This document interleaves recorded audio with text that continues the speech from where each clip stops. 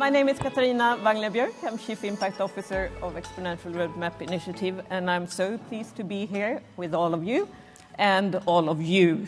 And we're going to talk about how we're going to accelerate the rising economy, the new world order, if you will, the new world economy, the world that we want to live in, and later on maybe taste some of.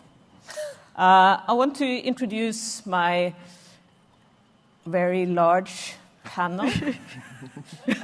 It's beautiful to have you here. We'll start here. Jacqueline. Hello, everyone. My name is Jacqueline Allen. I'm the Director of ESG at Beyond Meat. For those of you who may not know, Beyond Meat is a company that makes meat and other proteins from plants. Very good. And Abdel? Hello, everyone. My name is Abdel Agadazi, Director of Strategy at Coco Networks. Coco Networks, we are a clean cooking fuel company, so building bioethanol distribution networks in East Africa, primarily. So, pleasure to be here. Hi, I'm Lena K. Wiles. I'm the Chief Sustainability Officer for Adaptio Group, and what we do is flexible, movable buildings. I'll tell you more about that later. Hi everyone, Caroline Reed, Senior Sustainability Director for Oatly. It's good, it doesn't say Oatly, the oat milk company, otherwise people think I say sunglasses company. So, yeah. I'm Jen Koss. I'm an investor board advisor and advisor to Summa Equity. We are a private equity fund based in Oslo, Stockholm, and Munich, and actually now New York. We are a thematic-driven investor, investing and addressing global challenges. Hi, my name is Johan Mandrik Reunanen. I'm climate impact lead with a company called Stegra. We are set to produce green steel up in Boden, in northern part of Sweden, next year and sell into the European market. Thanks a lot. It's a pleasure to have you leading the new economy here.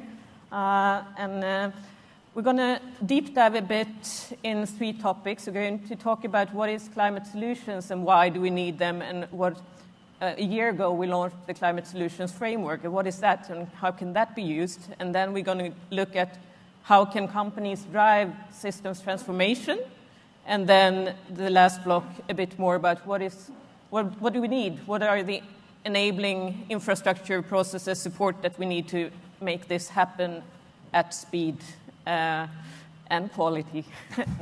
So we're going to start a little bit with the framework, which is on the picture here. And for you who might not know about Exponential Roadmap, we're a climate corporate collaborative, if you will. So we have members working with climate and have really high ambitions.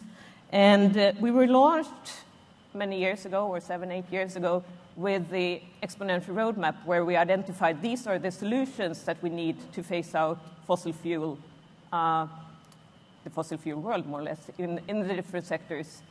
And at that time, we looked more on categories, and what we do now is look more, which are the companies, which are the products, which are the services to make this happen? How do we do that?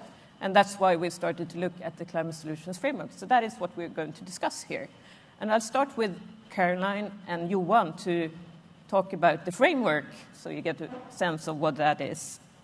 So if we start with you, Caroline, how do you think, how is this framework interesting for Oatly, for you? How have you gone applying this? It's a great question. So why is this interesting for Oatly? So for a long time, we've known, Oatly's known that our products are significantly less impactful than the cow's milk, which is what we want to replace to drive plant-rich diets and operate a food system that's within the planetary boundaries. And why we were interested in working with the Climate Solutions Framework is that there's only so much you can do yourself as kind of grade your own work. A little bit the analogy from the previous panel, kind of like grading your own homework and saying like we're really good in comparison to something else. And what the framework has done, it's brought a different level of credibility to our products, to our company. But more broadly, we actually want to contribute to driving this movement for more companies to apply the climate solutions framework and to develop more climate solutions products, because we need to see that for societal net zero, right? So for us, it's like a number of levels, but mainly it brings the credibility, brings more focus, which we need to have to really drive the change we need to see. Thanks. And Johan, you are in the steel industry, so that's something completely different from oat. What does it mean for you? How has it helped Stegra? Well, I think it's interesting to kind of look at like what are the frameworks out there, and one big framework, of course, is Science-Based Targets Initiative, right? A lot of our customers are, for example, in the automotive industry. A lot of them have signed up to SBTi. They want to honor those commitments, but to decarbonize in order to meet those targets, they need green steel in their cars, right? And so in our dialogues with them, it became apparent after a while, like, well, if they as a company had signed up to SBTi, then why wouldn't we, as their maybe supplier, sign up? And then we're like, well, that's a totally wrong theory of change for us, because we're needed for you guys to succeed in decarbonizing your supply chain. So it doesn't make sense to put the same absolute emissions reductions requirement on a company like Stegra that has a steel that is 95% less emissions than your conventional steel. What is needed here is a framework that incentivizes companies like Stegra, Oatly, for example, that we should be growing exponentially to be able to provide the solutions in order to decarbonize these different supply chains. And the Climate Solution Framework, I think, is an excellent example of this. So it's really complementary. It really captures what is needed from our point of view. Thank you. And looking at what does it take to become a climate solution product or service, can you help me identify that or tell it through the Stegra story? Sure. So you don't need to go into the deep details, but are you sure? For the audience to get a sense of what are we talking about. Do you not want to go deep into carbon accounting? No, so I mean, as I said, so our product, green steel or near zero steel, it's 95% less emissions. So obviously, there needs to be some kind of emissions threshold. So how much better is this product compared to the conventional product? So in our case, steel. And looking at the Climate Solutions Framework, if we have a product that it's at least 50% better compared to your conventional or the benchmark, then that is one qualifier.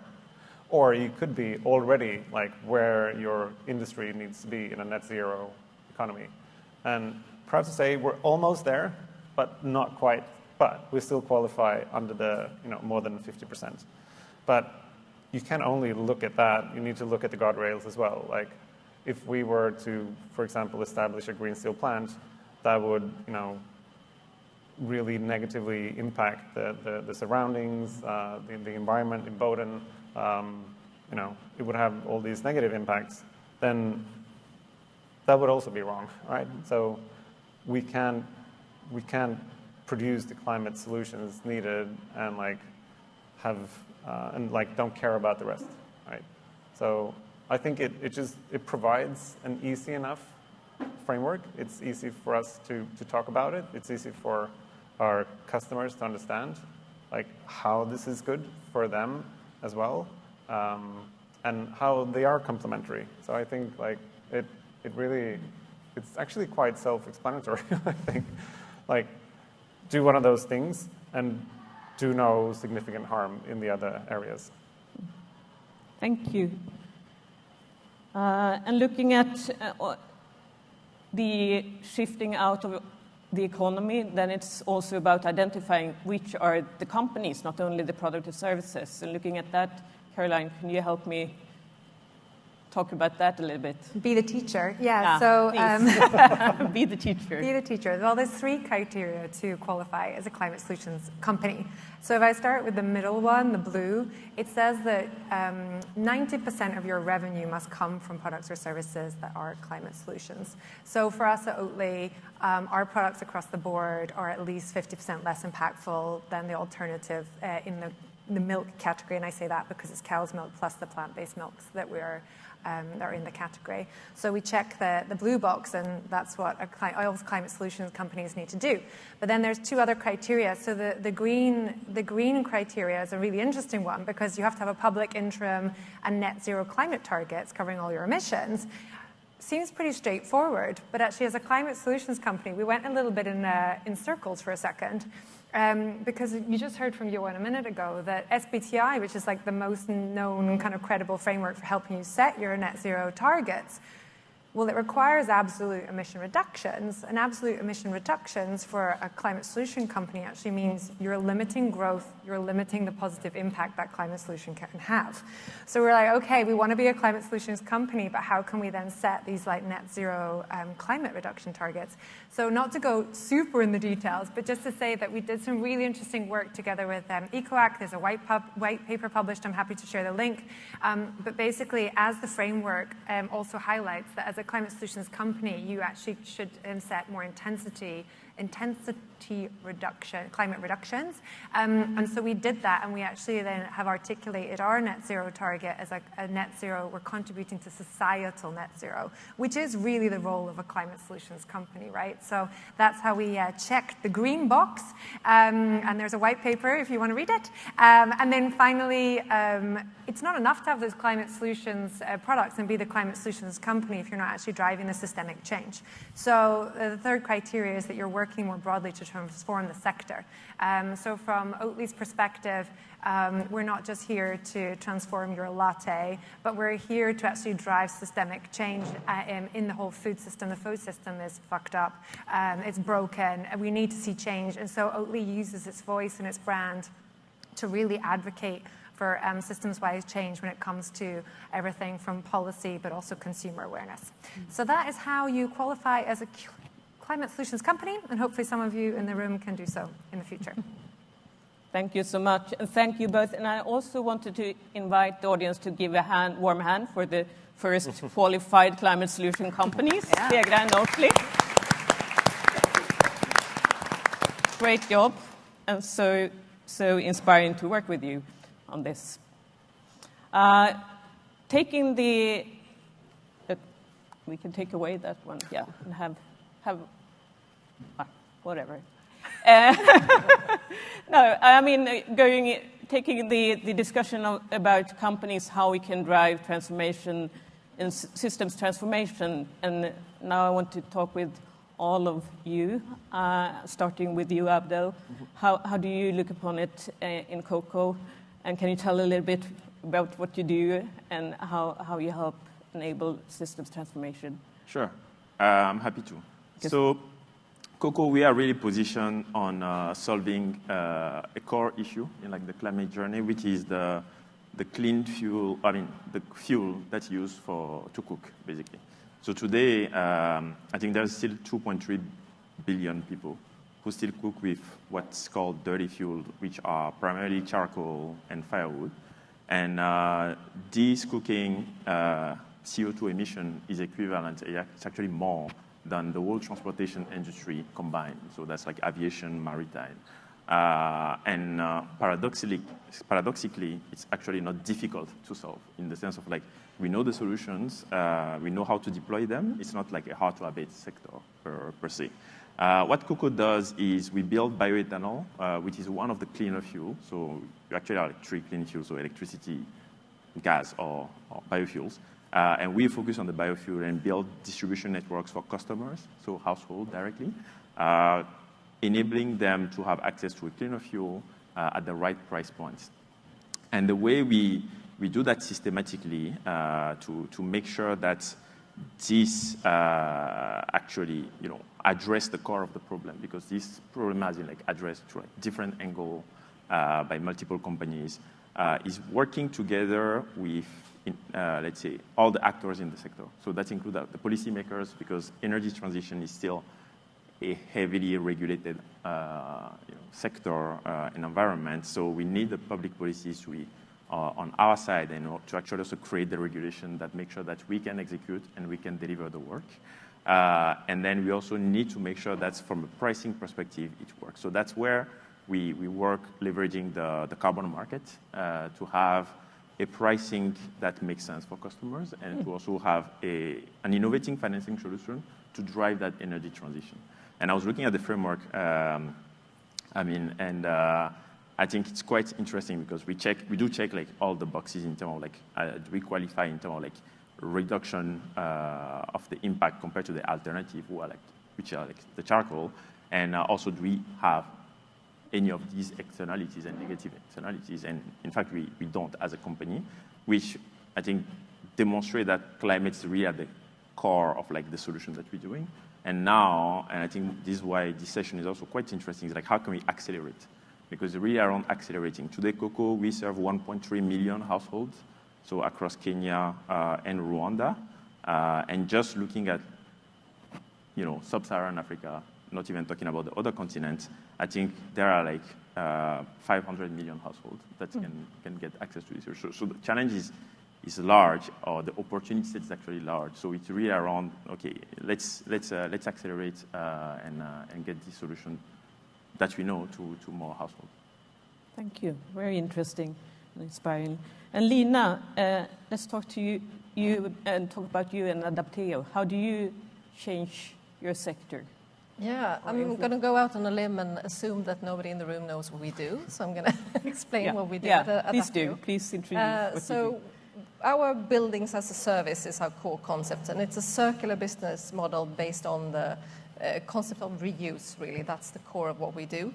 And we provide flexible, modular, movable buildings for things like schools, offices, healthcare facilities, and different kinds of accommodation and things like that. And we do that through in periods of change. So our spaces are special in the way that they can not only move, but they can also grow and shrink during the use time. And then when they're not needed anymore in that place where they're located, we take them back and we refurbish them and fix them up again and then rent them out and place them somewhere else. And we do this over and over again. So that's the sort of core business model. And what's interesting is that we are in the sort of bigger construction and building industry sector, right? And that is a huge contributor to the global carbon footprint. It's somewhere like a third or more of the global carbon footprint comes from construction. So there's a lot of opportunity there to decarbonize and upgrade the built environment. And this built environment is in constant change, and it has to be because demographies change, industries change, things develop, infrastructure needs change over time and so on. And through that change, you need the bridge solutions. You need the kind of rubber band in that planning to make your community or society keep running while you're sort of building for the future, if you will. So that's our purpose. That's how we see our role in the bigger picture, to be that bridge solution, to be there through times of change, essentially. And through that, then we consider ourselves sort of enablers of change and transformation and so on. And not only do we do that, so we enable the transformation of the permanent built environment, if you will. So we're not in competition with them, we're trying to support it. But we also do that with a low footprint in itself. Because thanks to the basic concept of reuse, the embodied carbon of our buildings, if we use the reused ones, is really, really low compared to, say, a new permanent building, for instance. So up to 96% lower embodied carbon in itself. So it's a dual kind of supporting service that we provide, that we see. And I think we are also an example of a scalable circular solution in the construction industry, which is also quite rare, I would say. And we know that our circularity, that helps and benefits both our carbon footprint. It helps us lower it. The more circular we get, the lower our footprint will be, or the lower our carbon intensity will be. But we also know that it supports our business targets and our profitability and our margins and all of that. So it's really a quite beautiful combination of things that does many things at the same time. And so we want to do what we can to keep getting more and more circular and provide support to more and more communities or industries or whoever is in transition to something else. And we have, in order to help us steer that development, we've recently developed a way to measure our circularity in a way so that we can make better business decisions, so we can lower our footprint and keep growing and scaling and lowering our intensity on the way. So in essence, we're trying to help on different levels. Yeah. And that's how we do it. That's really inspiring. So interesting to follow your journey. Going to you, Jacqueline, Beyond Meat. Tell us about what you do and how you work with systems transformation. Sure. So Beyond Meat, as mentioned, we are a protein company and we offer meat and other proteins that are made from plants. So rather than proteins from animals, we get our proteins from nitrogen-fixing crops such as peas and other legumes and the faba beans, and we also use brown rice proteins as well. From the beginning of Beyond Meat, it's really been focused on benefiting human health, climate change, the natural environment, and of course, animal welfare. However, the last few years, we've actually really been focused on human health. We've done so in that it's really important that we offer a climate solution, but we all know that animal-based meat is emitting a lot of methane, particularly beef. And one of the biggest things we can do on an individual level, aside from reducing food waste, is to go plant-based or to eat plant-rich diets. However, that alone is not enough to drive the systems change that we need to see. Customers or people, you would say, people care about the environment, but when you turn that person into a consumer and they're in the marketplace and they need to buy a product, they need to think about, and they're thinking about, what is this for me right now? Those hard-earned dollars that with inflation and everything are kind of not worth as much anymore. It really matters what you offer to the consumers in the here and the now. And that's why we've been so focused on health, because that is something that impacts our consumers right now. So we've actually reduced the ingredients in our product. We have introduced heart-healthy avocado oil in our product. We've reduced sodium. We've reduced saturated fat, and we're always non-GMO. So this really matters to our consumer, in addition to the fact that we stand for animal welfare and that we are a climate solution. And we really, when we've been focused on looking at what does our climate journey look like, similar to what Caroline was saying earlier, as a company that inherently is good for society, and we know that, finding the right framework that recognizes this can be a challenge. And so that's why when I learned about the Climate Solutions Framework with ERI, I was so excited, because essentially it recognizes our inherent goodness and recognizes that the best thing we can do as a climate solution, or a company that offers climate solution products, is to grow. We need to grow responsibly, but net, we need to grow. Our alternative beef products typically are 80 to 90% less, emit 80 to 90% less greenhouse gas emissions than animal-based meat. So when you think about the curve and the transition to net zero, we're already well over 10 years ahead of what the current animal protein market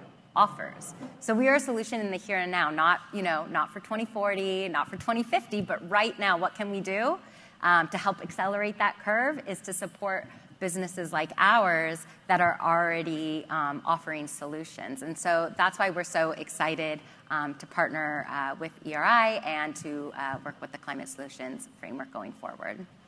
Thank you so much.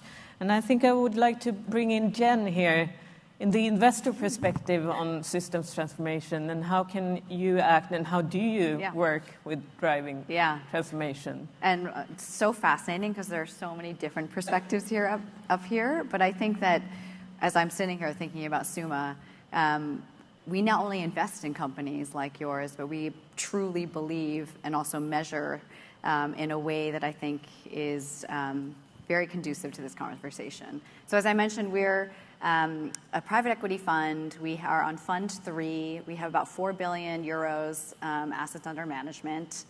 And we invest thematically, as I said. So we invest in circularity, in sustainable food, tech-enabled resilience, and energy transition. So those are our 4 major themes, and all of our companies fall into those buckets. We actually also invested at one point in healthcare and then sort of tweaked it as we thought about where we could make the most impact and how we can really drive value going forward. I think I have to go back a little bit to origin story because our founder, Rainer Indal, who's Norwegian, really thought back in 2016 about whether or not he was, as a private equity investor before Summa, am I helping or am I hurting this, world? And I think he really philosophically felt like it was time to do something good. And so he started a private equity fund when impact was really nascent. We didn't even call it impact, to be totally honest. And it's not that we shied away from it, but it just wasn't anything that people really talked about. But he had very core principles and core values, which was around investing in the deep challenges and seeing them as opportunities. And so what we invest in really is systems change. And we've done a lot of things over time to basically push forward to become what we call private equity 4.0. I think some of you may know what that is, some of you may not. But truly, there's a couple of things that we have done that have really gotten there. And I'm actually going to point to 2 of my colleagues in the audience. So Emily, Katrina. Emily's our Director of Impact. Katrina now runs the Summa Foundation. The Summa Foundation owns 10% of our GP. So that's a really important element to how we think and function as a firm. And then Emily's role, in addition to another woman who we just hired about 2 years ago named Stephanie. So Emily runs Impact. We brought Impact directly in-house. And that was because we had started with what we felt like was a little bit of like open source impact measurement. You can't manage what you can't measure. So we felt that we wanted to work with the best. And so we went to Harvard Business School and worked with George Serafim, who's a professor there, on impact-weighted accounts and that framework. Really what that was not just taking the positive externalities, but also taking into account some of the negative ones and driving towards what we called like a singular currency. We've taken that, and then Emily came on board and has pushed that framework in addition to working with a lot of other experts and really academics, Stockholm Resilience Center, like a number of different entities out there to drive towards what we feel like is the best way to measure impact. I mentioned Stephanie, who's not here, but she runs a new group called Via Summa, which is really operating and firing up our portfolio companies to get the best impact that they possibly can. And her team really works exceptionally close with our portfolio companies to do that. And some of our portfolio companies, by the way, are sort of remind me of things here. So in the Beyond Meat category, so we own a company called Nutris, which is a plant-based protein ingredient manufacturer, so further back in the value chain, making protein from fava beans, which, as you may know, is the lowest carbon emission plant protein supply. And we also are very, very strong in the waste and circularity area. And so we have Norway's, we started out as Norway's largest waste and recycling. We just merged most recently with Fortum. We are now the Nordic's largest waste and recycling company. And that has been a very big and deep area of investment for us over the years. Thank you. Really interesting. And looking at all of you creating the new future net zero economy, there is something that is always needed when creating futures. It's about narratives and visions. So I want to talk a little bit about that. What kind of narratives do we need, and how do you work with it, creating transformations in your sectors, but also at large in society? Starting with you, Jacqueline, how creating a new narrative around meat? Sure. So I think that it's funny when we came to market. It's interesting. There was a lot of excitement with the plant-based meat category, and I think there's been a lot of misinformation that's come out since. That's been coordinated by the incumbent industry.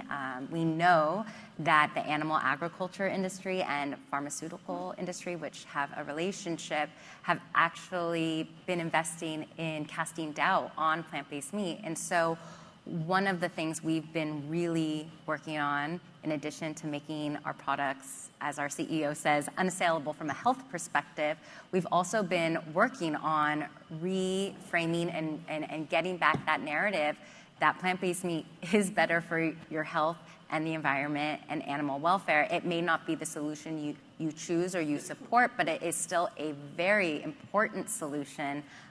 We need all the answers on the table here, not just one or another. It's yes and.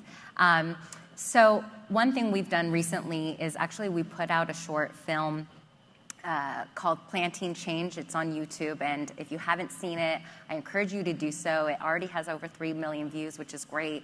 And what we really try to do is pull back the curtain on plant-based meat, on our products, on the plant proteins we use, so that consumers can see for themselves and make that decision themselves, and regaining that ownership on that narrative on plant-based meat and plant-based protein in general, which is a huge solution we have right now to enact change.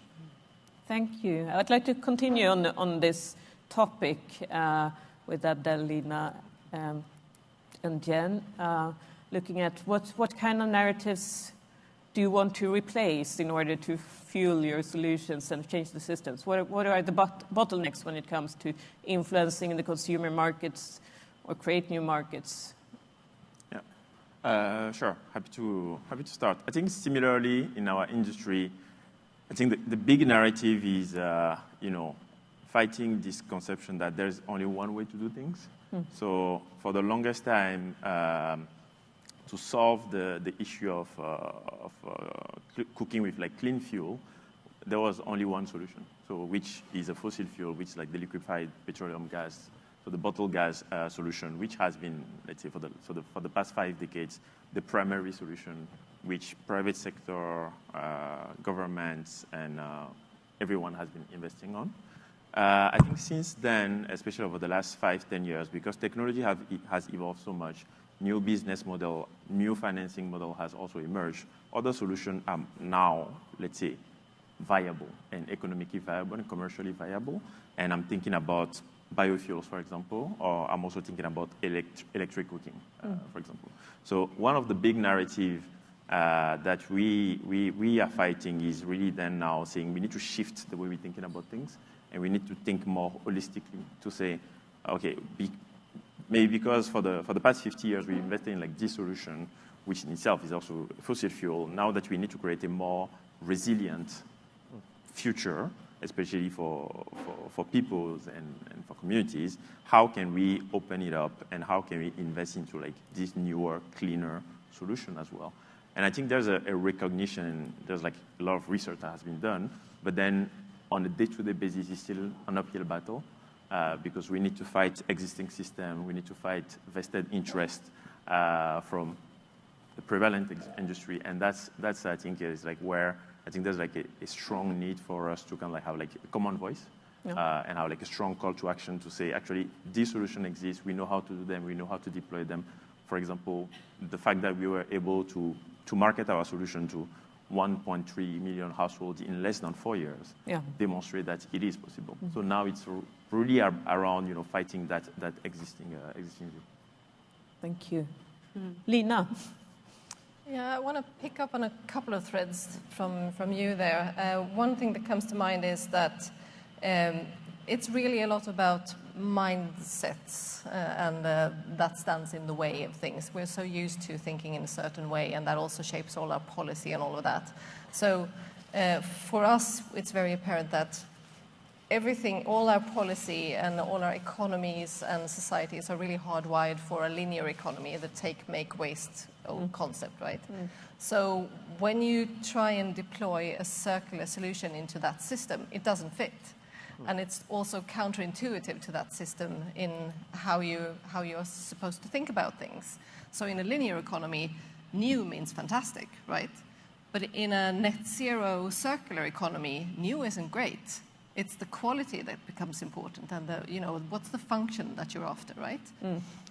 But that's a mindset in a lot of places, and which shapes a lot of things and puts up a lot of barriers, I think. But that also goes sort of hand in hand with the concept of you often get the sense that climate action is linked to sort of sacrifice and reductionism, and that it cannot be linked to business success. And I think it's important. I mean, all of us companies up here it would be the best for the climate if our companies are fantastically successful and growing, right? In the bigger scheme of things. And I think it's important to make that link, that our company is a great example of a circular business model that is really scalable, bankable, really resilient through difficult times, and really successful business-wise, as well as contributing to this transition. So that's another sort of element that I think often gets muddled in the discussion about climate action, that it has to be sort of doom and gloom and reductionism and pushing things down and doing less. We need to do more, but we need to do better things, right? Agree, fully agree. Jen? Yeah, I was going to say, this is exactly the same way we look at it in the investment world. SUMA has a word that we use a lot, and we sort of laugh about it a little bit. It's called anti-fragile. We say it a lot, which means, in the best of times, we're doing good, but in the worst of times, to be honest, we're doing even better. And this idea of concessionary returns does not exist for us. We are our third fund's an Article 9 fund. So that means, we are not just prioritizing nice to have, but it's a do no significant harm. It's a key objective of ours.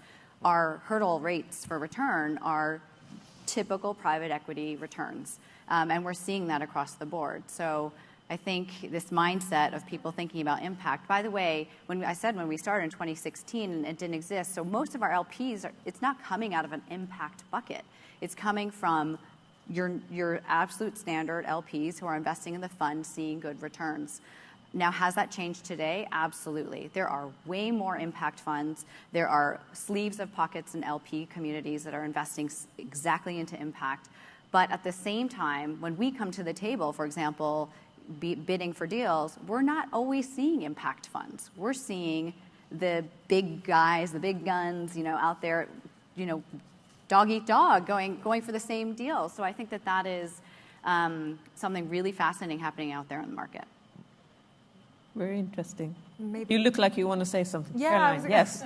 Well, I was going to build on the point about sustainability or climate action or whatever. It's kind of sacrifice, and I think it's in the food space, definitely that's the feeling, right? So it's we're not going to talk about climate solutions. That's not going to make a consumer choose Oatly, right? We want to go, the narrative needs to be this is delicious, it's exciting, tastes amazing, tastes better actually. This is why I'm going to make the change. Oh, by the way, it happens to be better for climate, right? So I think that's the narrative that we need to keep. But what I think is also really clear is we should not be green hushing, because the 89% project, I'm sure many of you are in the room are aware of it now. When you look into research on country level about what people want, what consumers want, people want climate action as well. So I think it's no, it's not the narrative that's going to make people want to change and take sustainable action. But at the same time, we shouldn't be very quiet about it either, because it is a really important underlying message, right? And even here in the US, I think it's above 75% of people want climate action. It's not polarized. It's not political. That is a narrative that is being fed through, well, we don't need to name where it's coming from, but it's a narrative that we need to break as this sort of silent majority right now. So I think that's also something I just really wanted to highlight. And I think the other thing around the narratives is nothing's black and white, right? We get, as a plant-based milk company. You know, it's like people say that we hate farmers. Of course, we don't hate farmers. Farmers grow oats. You know that. Like we love farmers.